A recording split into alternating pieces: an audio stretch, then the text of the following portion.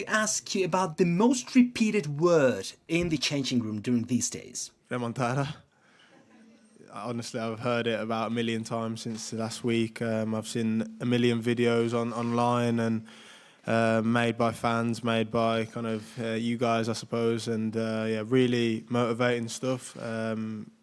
It's a night that's made for Real Madrid, a night that would go down in history, but also be something that people are familiar with around this part of the world. So.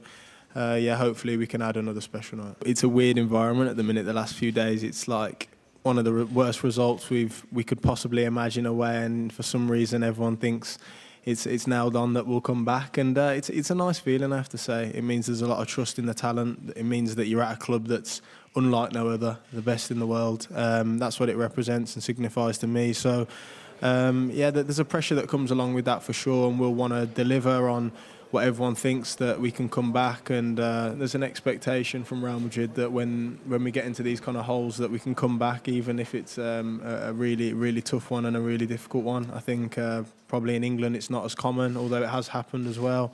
I think Liverpool did it a couple of years back before they got to the final or something like that, or they won it. So yeah, it's just because the club have done it so many times, and that's what's so impressive about the size of this club. After the game, it's normally really tough. You have the kind of few moments after you've got to do the press. You're sitting around on your own where, you know, you do think that it's going to be difficult, it's going to be tough. And then the more you get speaking to the other lads and you see how confident they are, the more it kind of rubs off on you. The lads that have experienced these kind of nights before, it rubs off.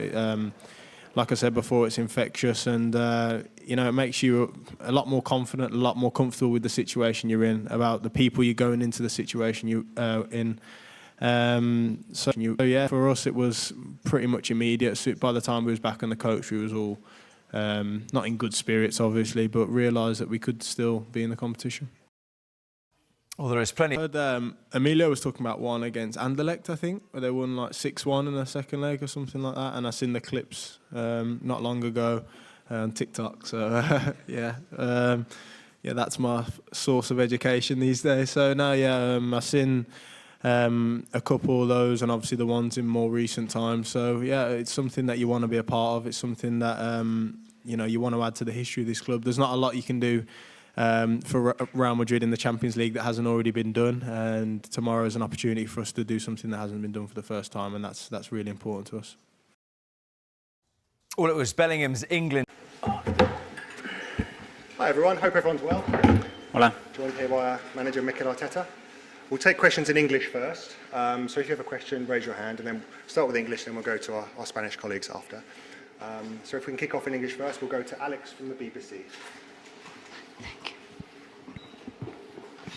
Hi, Mikel. Hi. Could we just start with team news, please? Is there Yeah. any updates for us? The positive one, Ben White, is training with us today, so he will be in the squad. Thomas Partey, is he fit enough to be involved? And what about Jorginho as well? Yeah, he's available. He had a little niggle during the game, that's why he had to come off. But he felt good after the last few days, so he's fine. And Georgie, unfortunately, is not here. After the incident of the weekend, he hasn't recovered. So, yeah, our thoughts are with him. How would you approach this game? Do you ignore the fact that you're 3-0 in the lead, or do you take that into account? To win it, the same that we did in London, our preparation has been the things that we have to do, the things that we have to dominate throughout the game in different phases to give us the best possible chance to win the game. That's clear, our mindsets, and that we're going to play tomorrow. And finally, there's been lots of talk about comebacks and the noise in the stadium tomorrow night. How would you make sure that your players don't get wrapped up in the emotion? I understand that is part of their history, and they have the right to be talking about these kind of scenarios. Ours is very different, and our mindset, preparation, our thoughts, and how we're going to have the best chance to be better than them in the aspects that are crucial in the game, because we're going to try to take the game to places very different to our intentions, and if we do that, we're going to have a good chance to win the game. Dalmesh from Sky Sports. Hi there, Mikel. Hi. We spoke to Jude Bellingham earlier. He says that the word that is buzzing around the Madrid camp is comeback or remontada. What's the key attribute that your team has to show in this game, do you feel? The same mindset. The mindset to win, to be brave, to be dominant, to be determined, and to have the conviction that we can be better than them and win the game. Last one from me. Creating your own history has been a real theme from you and your players. Has that been the constant message that you've been sending them through this week? But for sure, and without when you have to create a story, when you have to build a story, first of all, you have to be excited about it. They have to be really prepared about it, and then you have to be really convinced about what you want to achieve. And then it's about insisting and go step by step. And a lot of clubs have built a history by doing it many times, trying many times, sometimes failing, sometimes being successful. And last year we had an experience, and with that one we want to be better this season and apply that to be in the semi-finals, which it will be only our third time in the history of our football club. John from the Mirror in the UK. Hello, Mikel. When we saw Carlo Ancelotti earlier, he talked about his players needing heart and balls for tomorrow night. I just wonder, from what you've seen this season, can your players match and better that in both departments tomorrow night? Yes, there are three main aspects in the game. It's the physical aspect, the technical and tactical aspect, and the emotional aspect. And that emotional aspect is very significant because I have a lot of reassurance for what the team has done all season. In positive context and in very difficult context, which I think it's probably the pathway and why those things happened. So to prepare us to scenarios like this and to be convinced that we can handle any situation and we're going to enjoy actually playing any kind of game that we have to be thrown tomorrow. Mikel, Independent. Hi, Mikel. Have you done anything different to prepare this week, even psychologically? Because obviously it's quite a strange situation. You're 3-0 up, yet the Madrid kind of noise is trying to make you believe that you should doubt in some way. Yeah, hopefully every game we do it differently. If not, it will be very boring for 70 games, prepare the same plan and the same scenario for the players. So it's a different context, as I said, to the first leg. That's in the past. We take learnings from it, some very good, some others that we have to do still better than we did in London. And then have the capacity to have the intention to take the game where we want and have very... Thomas Partey and Ben White had been doubts for Arsenal ahead of the Real Madrid second leg. Arsenal have been handed a double fitness boost ahead of the Champions League quarter-final second leg against Real Madrid on Wednesday night in somewhat of a U-turn for the club. It had been expected that the Gunners would be without Thomas Partey and Ben White for the huge clash at the Bernabeu. But it now seems that both first-team stars will make the trip to the historic Spanish ground. Partey played the full 90 minutes in the impressive 3-0 win over Real Madrid last week, with White coming on off the bench.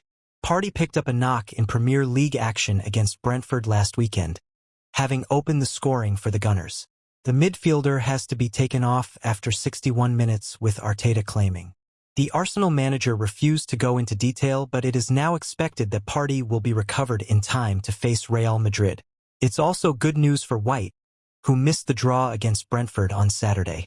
The fullback was seen training at London Coney on Tuesday, having missed out against the Bees due to a small injury niggle noted on Friday. It's welcome news for an Arsenal side who are still without long-term absentees Gabriel Jesus, Takahiro Tomiyasu, Gabriel, Ricardo Calafiori, and Kai Havertz. The availability of Partey is a particular boost with the Ghana international starring in the Champions League this season.